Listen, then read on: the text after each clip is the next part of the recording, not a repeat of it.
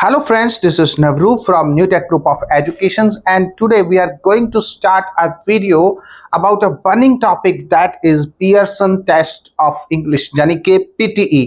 जी हाँ, आज ਦੀ ਇਹ ਵੀਡੀਓ ਵੀ ਮੈਂ ਪੰਜਾਬੀ ਲੈਂਗੁਏਜ ਬਣਾਉਣ ਲੱਗਿਆ ਕਿਉਂਕਿ ਇਹ ਵੀਡੀਓ ਜਿਹੜੀ ਹੈਗੀ ਹੈ ਉਹਨਾਂ ਸਟੂਡੈਂਟਸ ਵਾਸਤੇ ਖਾਸ ਤੌਰ ਤੇ ਹੈ ਜਿਹੜੇ ਕਿ ਵਿਦੇਸ਼ ਵਿੱਚ ਜਾ ਕੇ ਆਪਣੀ ਪੜ੍ਹਾਈ ਦਾ ਸੁਪਨਾ ਪੂਰਾ ਕਰਨਾ ਚਾਹੁੰਦੇ ਨੇ।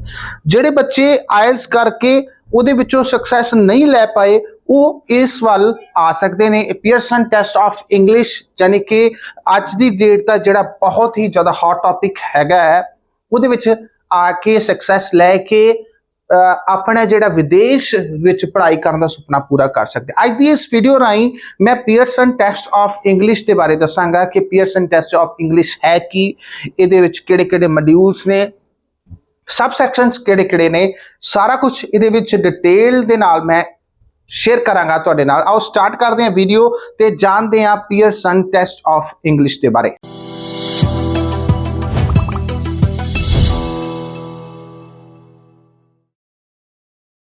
आओ जानते हैं पीयरसन टेस्ट ऑफ इंग्लिश के बारे। ये है कि PTE is a computer based test that assess your English capabilities. सीधी सीधी जी गल है, आयल्स भी तुहाडियां जिहड़ियां रीडिंग, राइटिंग, लिसनिंग, स्पीकिंग यानी कि तुहाडी इंग्लिश कैपेबिलिटी चेक करने वास्ते एक टेस्ट हैगा सी। इसे तरीके दे नाल PTE भी एक टेस्ट हैगा जिहदे नाल तुसी अपनी रीडिंग, राइटिंग, लिसनिंग, स्पीकिंग दी जिहड़ी स्किल हैगी आ वो एक्सैस करवा सकते हो। क्यों? कारण की है, जो आप विदेश में पढ़न जाने उत्थे लैक्चर्स सारे इंग्लिश के विच हुंदे ने। तुसी उस लैक्चर्स नूं वधिया तरीके दे नाल समझ के नोट्स बना पाओ, वधिया तरीके नाल समझ पाओ, इसे करके आइल्स का टेस्ट दवाया जाता सी। लेकिन बहुत सारे बच्चे जिहड़े आ आइल्स का टेस्ट क्लीयर नहीं कर पाउंदे। इस करके अज की डेट दे विच पीयरसन टेस्ट ऑफ इंग्लिश एक ऑप्शन हैगी आ, एक कंप्यूटर बेस्ड टेस्ट हैगा वा जिहदे नाल तुहाडी reading, writing, listening and speaking दी जिहड़ी स्किल आ उहनूं एक्सैस कीता जांदा वा, चेक कीता जांदा है कि तुहाडी जिहड़ी इंग्लिश दी स्किल है वो कितनी पावरफुल है। तुसी विदेश विच अगर पढ़न जाओगे तो तुसी उहदे विच कामयाब हो पाओगे कि नहीं हो पाओगे। ये टेस्ट अगेन तुहाडी इस स्किल नूं चेक करदा। सो दस्सिया है कि PTE एक कंप्यूटर बेस्ड टेस्ट हैगा जिहड़ा कि टोटली कंप्यूटर बेस्ड हैगा। ਇਹ ਸਭ ਤੋਂ ਵੱਡੀ ਗੱਲ ਇਹਦੀ ਇਹ ਹੈਗੀ ਹੈ ਕਿ ਇਹਦੀ ਚੈਕਿੰਗ ਵੀ ਸਾਰੀ ਹੈਗੀ ਆ ਉਹ ਕੰਪਿਊਟਰ ਬੇਸਡ ਹੈਗੀ ਹੈ ਜਿਹਦੇ ਵਿੱਚ speaking, writing, reading and listening ਚਾਰ ਮੋਡਿਊਲਸ ਹੈਗੇ ਨੇ, ਸੈਕਸ਼ਨਸ ਹੈਗੇ ਨੇ। ਸੇਮ ਲਾਈਕ ਆਇਲਸ ਦੇ ਵਿੱਚ ਵੀ reading, writing, listening and speaking ਹੈਗੀ ਹੈ। ਇਸੇ ਵਿੱਚ ਵੀ ਇਸ ਦੇ ਵਿੱਚ ਵੀ ਚਾਰ ਮੋਡਿਊਲ ਨੇ, speaking, writing, reading and listening. So further ਇਹ ਜਿਹੜੇ speaking, writing, listening and reading ਹੈਗੇ ਆ ਇਹ ਚਾਰੇ ਜਿਹੜੇ ਆ ਕੁਝ ਸਬ ਸੈਕਸ਼ਨ ਦੇ ਵਿੱਚ ਡਿਵਾਈਡਡ ਹੈਗੇ ਨੇ। ਸੋ ਆਓ ਜਾਣਦੇ ਆ ਕਿ speaking, writing, reading and listening किहड़े किहड़े सब पार्ट्स ने, किहड़े किहड़े क्वेश्चंस ने, किन्ने क्वेश्चंस हैं, सारी जानकारी लैने आ। Let's move on next step.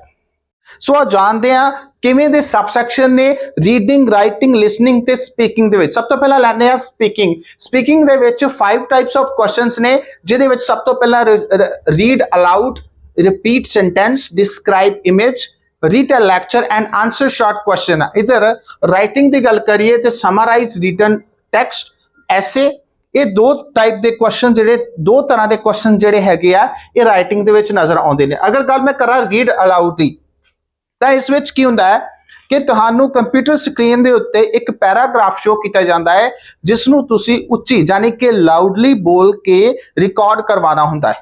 ठीक है जी, बहुत ही ईजी टाइप ऑफ क्वेश्चन हैगा कि रीड अलाउड दे विच तुसी एक पैराग्राफ जो कि तुहानू स्क्रीन दे उत्ते नजर आउंदा है उहनू जस्ट बोल के दसना जिहदे विच तुहाडा कंटेंट, प्रोनाउंसिएशन, एक्यूरेसी, फ्लो, तुसी किते अड़दे तो नहीं है, सारा कुछ चेक किया जाता है।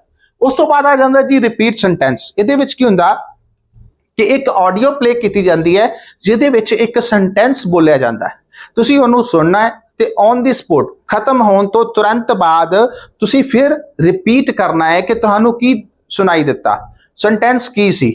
अगर तुसी 50% रिपीट करोगे तो 50% के नंबर मिलेंगे, अगर तुसी 100% करोगे तो 100% के नंबर मिलेंगे। It depends on you. Next है जी डिस्क्राइब इमेज। आइल्स दे विच एक राइटिंग टास्क दे विच ਰਾਈਟਿੰਗ ਟਾਸਕ 1 ਹੈ ਜਿਹਦੇ ਵਿੱਚ ਗ੍ਰਾਫ, ਪਾਈ ਚਾਰਟ, ਬਾਰ ਚਾਰਟ, ਟੇਬਲ, ਫਲੋ ਚਾਰਟ ਇਹ ਸਾਰਾ ਕੁਝ ਆਉਂਦਾ ਹੈ। ਸੇਮ ਲਾਈਕ ਉਹੀ ਚੀਜ਼ ਜਿਹੜੀ ਹੈ ਇੱਥੇ ਇੰਟਰੋਡਿਊਸ ਕੀਤੀ ਗਈ ਹੈ ਡਿਸਕ੍ਰਾਈਬ ਇਮੇਜ। ਡਿਸਕ੍ਰਾਈਬ ਇਮੇਜ ਦੇ ਵਿੱਚ ਕੋਈ ਬਾਰ ਚਾਰਟ, ਕੋਈ ਗ੍ਰਾਫ, ਕੋਈ ਟੇਬਲ ਜਾਂ ਫਿਰ ਕੋਈ ਫਲੋ ਚਾਰਟ ਆ ਜਾਏਗਾ ਜਿਸ ਨੂੰ ਤੁਸੀਂ 40 ਸੈਕਿੰਡਸ ਗਿਵਨ ਸੈਕਿੰਡਸ ਦੇ ਵਿੱਚ ਤੁਸੀਂ ਪ੍ਰਪੇਅਰ ਕਰਨਾ ਹੈ। ਮੋٹے ਪੁਆਇੰਟਸ ਜਿਹੜੇ ਤੁਸੀਂ ਐਕਸਪਲੇਨ ਕਰ ਰਹੇ ਨੇ ਕਿ ਤੁਹਾਨੂੰ ਕੀ ਨਜ਼ਰ ਆ ਰਿਹਾ ਹੈ। ਠੀਕ ਹੈ ਜੀ। ਸੋ ਇਹ ਹੋ ਗਿਆ ਜੀ third type in speaking. Retell lecture. Retell lecture ਦੇ ਵਿੱਚ ਕੀ ਹੈ, ਇੱਕ ਛੋਟੇ ਜਿਹੇ ਟਾਈਮ ਦੇ ਵਿੱਚ ਇੱਕ ਤੁਹਾਨੂੰ ਲੈਕਚਰ ਦੀ ਆਡੀਓ ਪਲੇ ਕੀਤੀ ਜਾਂਦੀ ਹੈ, ਤੁਸੀਂ ਉਹ ਆਡੀਓ ਸੁਣਨੀ ਹੈ, ਸੁਣ ਕੇ ਪੁਆਇੰਟਸ ਬਣਾਉਣੇ ਨੇ ਐਂਡ ਰੀਟੇਲ ਯਾਨੀ ਕਿ ਦੁਬਾਰਾ ਤੁਸੀਂ ਇੱਕ ਸ਼ਾਰਟ ਸਪੈਨ ਦੇ ਵਿੱਚ, ਸ਼ਾਰਟ ਟਾਈਮ ਦੇ ਵਿੱਚ ਦੱਸਣਾ ਕਿ ਤੁਸੀਂ ਕੀ ਸੁਣਿਆ। ਇੱਕ ਛੋਟਾ ਜਿਹਾ ਲੈਕਚਰ ਤੁਹਾਨੂੰ ਬੋਲਣਾ ਪਵੇਗਾ ਅਕੋਰਡਿੰਗ ਟੂ ਦਾ ਜਿਹੜੇ ਤੁਸੀਂ ਪੁਆਇੰਟਸ ਬਣਾਏ ਹੋਏਗਾ ਉਹਨਾਂ ਪੁਆਇੰਟਸ ਦੇ ਅਕੋਰਡਿੰਗਲੀ ਹੀ ਤੁਸੀਂ ਬੋਲਣਾ ਹੈ ਕਿ ਤੁਸੀਂ ਕੀ ਸੁਣਿਆ।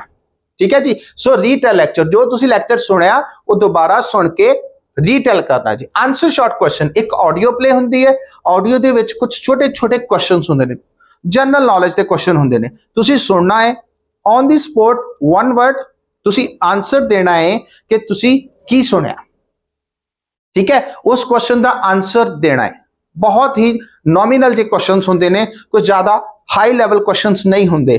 ਠੀਕ ਹੈ ਜੀ। ਫਰਦਰ ਆਉਣ ਵਾਲੀ ਵੀਡੀਓਜ਼ ਦੇ ਵਿੱਚ ਮੈਂ ਡਿਸਕਸ ਵੀ ਕਰਾਂਗਾ ਵਿਦ ਐਕਸਪਲੇਨੇਸ਼ਨ। ਠੀਕ ਹੈ ਜੀ। ਸੋ ਇਹ ਹੋ ਗਿਆ ਜੀ total speaking, read aloud, repeat sentence, describe image, retell lecture and answer short questions. ਅੱਗੇ ਆ ਗਿਆ ਜੀ ਰਾਈਟਿੰਗ ਸੈਕਸ਼ਨ। ਰਾਈਟਿੰਗ ਸੈਕਸ਼ਨ ਦੇ ਵਿੱਚ ਆ ਗਿਆ ਜੀ ਸਮਰਾਈਜ਼ ਰਿਟਨ ਟੈਕਸਟ। ਇਹਦੇ ਵਿੱਚ ਕੀ ਹੁੰਦਾ, ਸਕਰੀਨ ਦੇ ਉੱਤੇ ਇੱਕ ਤੁਹਾਨੂੰ ਪੈਰਾਗ੍ਰਾਫ ਜਾਂ ਫਿਰ ਕਹਿ ਸਕਦੇ ਇੱਕ passage, combined group of paragraph, it's called passage ਦਿੱਤਾ ਜਾਂਦਾ ਹੈ ਜਿਹਦੇ ਵਿੱਚੋਂ ਤੁਸੀਂ 75 ਵਰਡਸ ਦੀ ਇੱਕ ਸਮਰੀ ਲਿਖਣੀ ਹੁੰਦੀ ਹੈ। ਕੀ ਕੰਡੀਸ਼ਨ ਹੁੰਦੀ ਹੈ, ਕਿਵੇਂ ਲਿਖਣੀ ਹੈ, ਫਰਦਰ ਵੀਡੀਓਜ਼ ਦੇ ਵਿੱਚ ਡਿਸਕਸ ਕਰਾਂਗੇ। ਲੇਕਿਨ ਫਿਲਹਾਲ ਲਈ ਇਹਨਾਂ ਦੱਸ ਸਕਦਾ ਕਿ ਸਮਰਾਈਜ਼ ਰਿਟਨ ਟੈਕਸਟ ਦੇ ਵਿੱਚ ਕੀ ਹੈ ਕਿ ਤੁਸੀਂ ਇੱਕ ਫੁੱਲ ਫਲੈਜ 75 ਵਰਡਸ, ਮੈਕਸਿਮਮ ਵਰਡਸ 75 ਵਰਡਸ ਦੀ ਤੁਸੀਂ ਇੱਕ ਸਮਰੀ ਲਿਖਣੀ ਹੁੰਦੀ ਹੈ। ਉਸ ਤੋਂ ਬਾਅਦ ਆ ਗਿਆ ਜੀ ਐਸੇ। ਸੇਮ ਲਾਈਕ ਆਇਲਸ, ਇਹਦੇ ਵਿੱਚ ਕੀ ਹੈ, ਤੁਸੀਂ 200 to 300 ਵਰਡਸ ਤੱਕ ਦਾ ਇੱਕ ਐਸੇ ਲਿਖਣਾ ਹੁੰਦਾ ਹੈ। ਆਇਲਸ ਦੇ ਵਿੱਚ ਕੀ ਹੁੰਦਾ ਸੀ ਕਿ ਤੁਸੀਂ ਅਪ ਟੂ 250 ਵਰਡਸ ਇੱਕ ਐਸੇ ਲਿਖਣਾ ਹੁੰਦਾ ਸੀ, ਪਰ ਇਸ ਵਿੱਚ ਕੀ ਹੈ ਕਿ ਤੁਸੀਂ 200 to 300 ਵਰਡਸ ਦਾ ਇੱਕ ਐਸੇ ਟਾਈਪ ਕਰਕੇ ਲਿਖਣਾ ਹੁੰਦਾ। ਇੱਕ ਗੱਲ ਮੈਂ ਇੱਥੇ ਕਲੀਅਰ ਕਰ ਦਿਆਂ ਕਿ ਇਹ 2 ਘੰਟੇ ਦਾ ਟੈਸਟ ਹੈ। ਕਲੀਅਰ, ਇਹ ਫੁੱਲੀ ਕੰਪਿਊਟਰ ਬੇਸਡ ਕੰਪਿਊਟਰਾਈਜ਼ਡ ਟੈਸਟ ਹੈਗਾ ਕਿ ਟੋਟਲ ਕੰਪਿਊਟਰ ਦੇ ਉੱਤੇ ਹੀ ਬੈਠ ਕੇ ਤੁਹਾਨੂੰ ਦੇਣਾ ਪਵੇਗਾ। There is no pen and paper involved in this test। clear।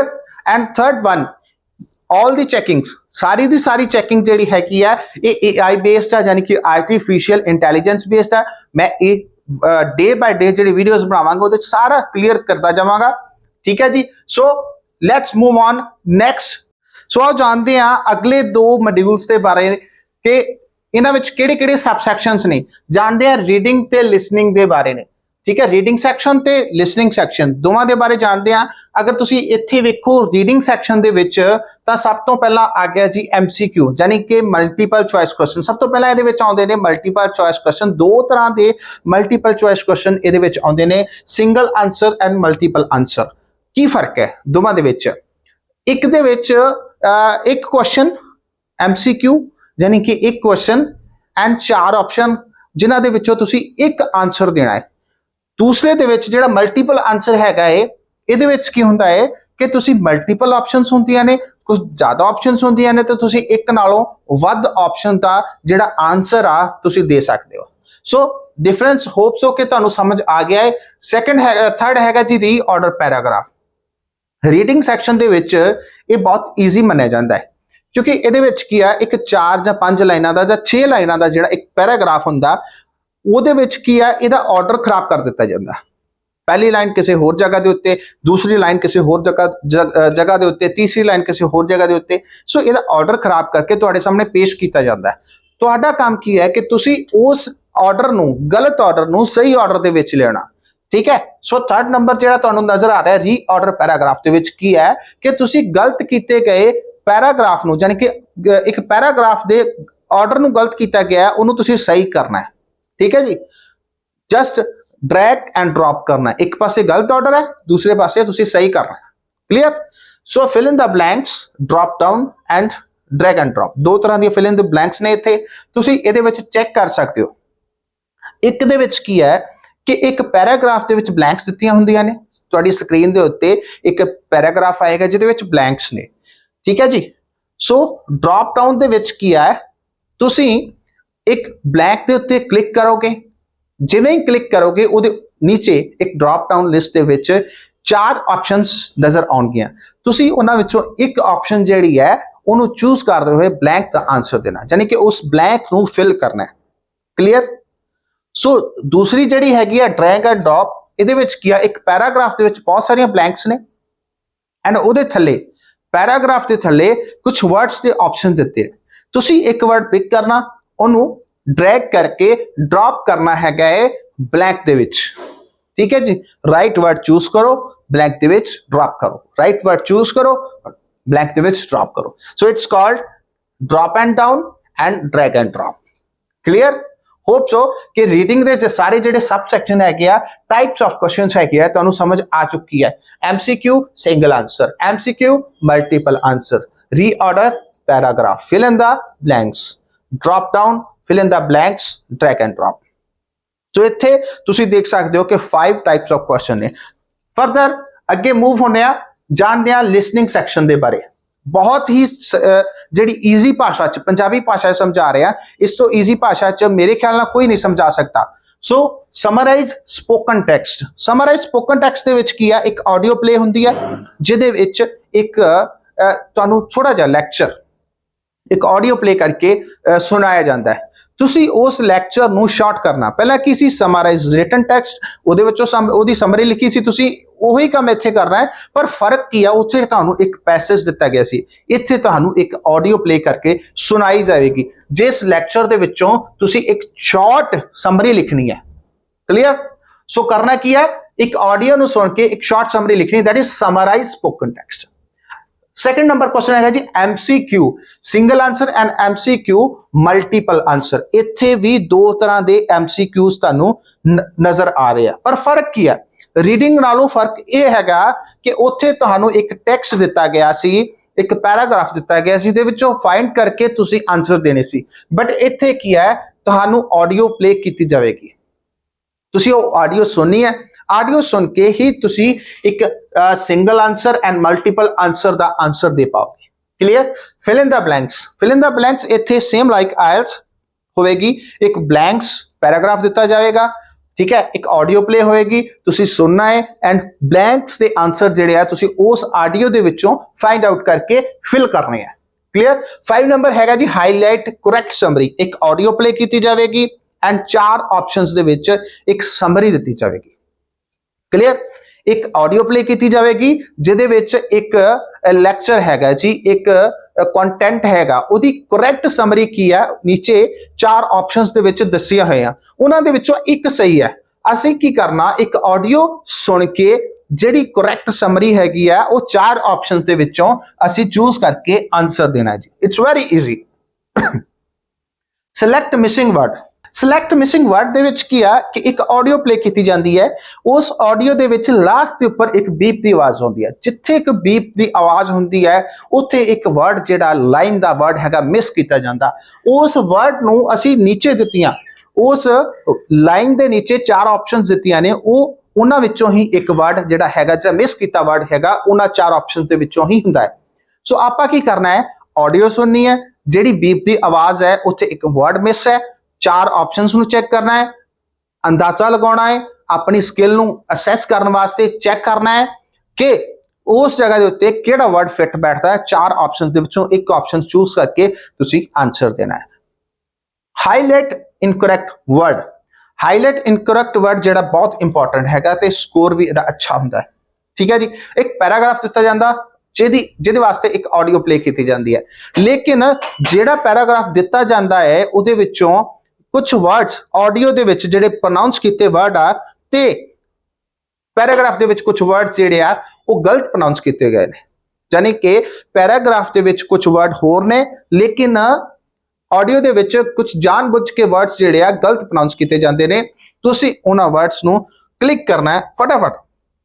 ਇੱਧਰ ਆਡੀਓ ਚੱਲ ਰਹੀ ਹੈ, ਤੁਸੀਂ ਨਾਲ ਪੈਰਾਗ੍ਰਾਫ पढ़ रहे हो, जिवें तुहानूं पता चला कि एक वर्ड जिहड़ा वा गलत बोलिया गया, ठीक है, तुसी उस वर्ड के उत्ते क्लिक कर देना ते वो अपने आप हाईलाइट हो जाता है। So this is called highlight incorrect word. Last के उत्ते अगर गल करिए लिसनिंग सैक्शन की, तो राइट फ्रॉम डिक्टेशन दे विच की है, राइट फ्रॉम डिक्टेशन दे विच की हुंदा है, same like repeat sentence.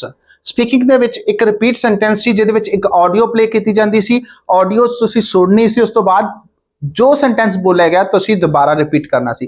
But इत्थे की है राइट फ्रॉम डिक्टेशन की एक ऑडियो प्ले की जाती है, ऑडियो दे विच जो भी बोलिया गया हुंदा है तुसीं सुन के लिखना हुंदा है। उत्थे की सी तुसीं बोलना हुंदा है, रिपीट सेंटेंस दे विच दोबारा रिपीट करना हुंदा है, बट इत्थे की है सुन के तुसीं लिखना हुंदा है टाइप करके। So these are the sub sections of reading section and listening section. So आस करता हाँ कि तुहानू ये जनरल ओवरव्यू जिहड़ा मैं पियरसन टेस्ट ऑफ इंग्लिश के बारे बनाया तुहानू समझ आया होएगा, तुहाडे पल्ले पिया होएगा। फटाफट अगर तुसी इस वीडियो नू वेख चुके हो तो फटाफट रिपीट करके इहदे नोट्स बना लो, तां जो आने वाले समय दे विच तुसी दोबारा अगर देखना चाहो तो वीडियो दे उत्ते टाइम वेस्ट ना करो, तुसी अपने नोट्स बना के नोट्स क्लीयर करके नोट्स पढ़ के तुसी इस बारे जानकारी लै पाओ। ठीक है जी। तो जिन्होंने भरावां ने, जिन्होंने दोस्तों ने, जिन्होंने स्टूडेंट्स ने मेरा चैनल जो अज तक सबसक्राइब नहीं किया, काइंडली सबसक्राइब कर लो, ताकि आने वाली वीडियोस जिहड़ियां ने उन्होंने सारे का सारा नोटिफिकेशन तुहानूं मिलता रहे। वैसे तो स्टार्टिंग के कहते होंगे, लेकिन मैं लास्ट ते कह रहा, अगर मेरी वीडियो चंगी लगी है तो ही सबसक्राइब करो, तो ही लाइक करो, तो ही शेयर करो, otherwise you can leave. Thank you very much, मिलते हैं नैक्सट वीडियो दे विच।